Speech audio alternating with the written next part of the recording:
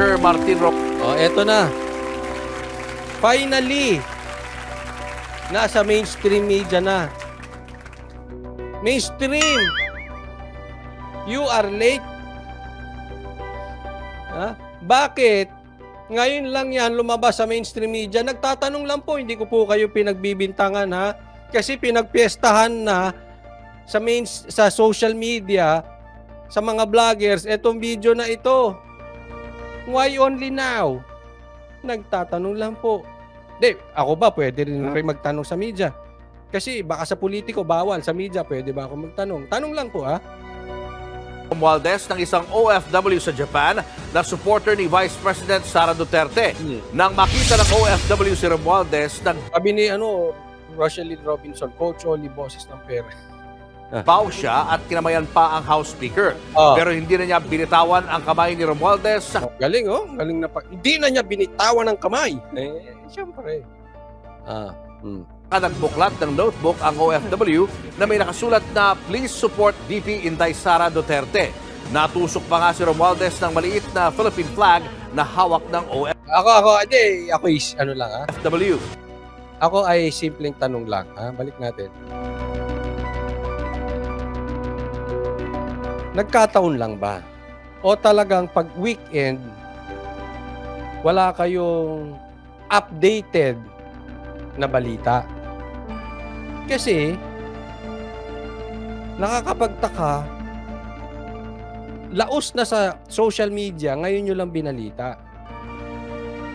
Yan po kasi yung mga sinasabi sa atin na hindi ko po pinagbibintangan ng News 5 or kung ano. Ito po ay tanong ng bayan na kayo ay tumahimik. Ang mainstream daw tumahimik. Ngayon, mayroong ganitong balita na parang huli. At ang tanong, Coach Oli, ibibigay ko rin sa inyo yung tanong, hindi ko rin alam. Hindi ko rin masagot eh. Hindi kaya ayaw nilang ilabas yung video, pero kumalat, nag-viral, nagkahiyaan na, so kailangan mag-damage control yung grupo ni Romualdez. Gamitin yung sitwasyon na yon na imbis nakakahiyan, gamitin yung sitwasyon na yon na parang maganda pa yung reaction ni Romualdez. Gaya nga ng ipinakita ko sa inyo kanina na reaction ni Rendon. Galing yun, no? Kumunik. Di ba? So ito ba, pagpapalabas ng balita na ito, this is just a matter of damage control? Or, isa pang tanong, ang media ba, pag may nakitang balita, kailangan munang tanungin ang politiko, ilalabas ba ito o hindi ilalabas? Nagtatanong lang kasi hindi ko alam eh. Wala naman ako sa mainstream media.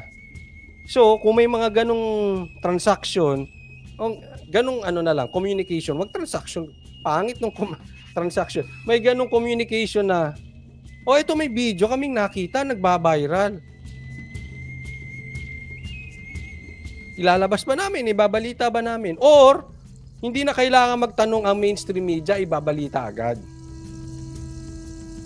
Ako nagtatanong lang. Kasi dalawa lang yon. It's either diretso balita sila pag nakuha yung balita, or tatanungin muna, pwede ba ito ilabas o ilalabas ba to o hindi? O ano sasabihin namin dito? Anong narrative dito? I'm not putting words into your mouth. Nagtatanong ako, which is which? Alin doon sa dalawa? Kasi definitely, it's improbable to the very least na hindi nakarating tong balita sa inyo agad-agad. It's improbable. So kaya, meron akong tanong na ganun. Meron bang tanungan munang nangyayari bago maglalabas ng balita? Tanong lang naman. Baka naman sa media pwede magtanong, naiintindihan nyo mga kapwa nyo mamamahayag. Hindi man ako mainstream, pero alam kong alam nyo, karapatan magtanong. Kasi medyo kakaiba to eh. Liit na Philippine flag na hawak ng OFW. Turn your camera. Speaker Love Inday Sara. Oh. Bago bumitaw ang kanilang mga kamay, hinalikan pa ng OFW ang balikat ni Romualdez. Ay, mahal naman niya si Romualdez eh. Diba?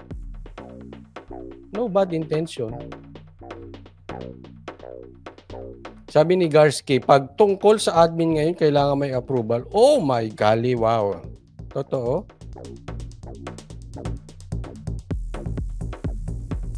Nakangiti naman ang House Speaker. Sa iwalay na statement ni Romualdez, sinabi niyang dapat nating suportahan at galangin si VP Sara, gaya ng pagrespeto at pagsuporta sa Pangulo at sa iba pang opisyal ng gobyerno. Maganda. Maganda yung sinabi ni Romualdez, basta totoo. Ganun lang naman eh. Magaganda ang mga statement ng mga politiko, basta totoo. Kasi, tama naman daw, suportahan dapat si Sara. Sana sabihin mo rin yan sa mga kasamahan mo sa Kamara, tama, suportahan si Sara. Pero may kadugtong eh, no? Laging may kadugtong. O, alam mo naman mga speech ngayon ni Romualdez, kailangan nababanggit si Marcos. O, ulitin ko ha, I think kung suggestion niya ng political analyst niya, ako hindi po political analyst, hindi po ako matalino. Pero sa tingin ko mali. Bakit? Kasi lagi siyang parang wala na siyang sariling identity kung hindi Marcos. 'Di ba? Halimbawa, Sara. Anong identity ni Sara? Sumusugpo ng mga makakaliwa. Duterte. Oh, ito nakabuntot kay Nakabuntot kay Marcos. Tagapagpatupad ni Marcos. Wala siyang sariling identity. Marcos. Lori Bitana, oy, maraming salamat po sa kusang loob at sa pag-sponsor ng live na ito. Lori Bitana from Canada. Thank you po. Suggestion lang naman. Ngayon, kung ayaw mo sumunod, bahala ka, matanda ka na, malaki ka na. Dinugtong niya na naman si Marcos eh. Wala, puro ka Marcos. Matatandang nagkairingan sina Romualdez at VP Sara matapos alisin ng Kamara ang hinihinging 650 million pesos na confidential funds sa ilalim ng Office of the Vice President. Mga kapatid, so sana nga, ulitin ko ha,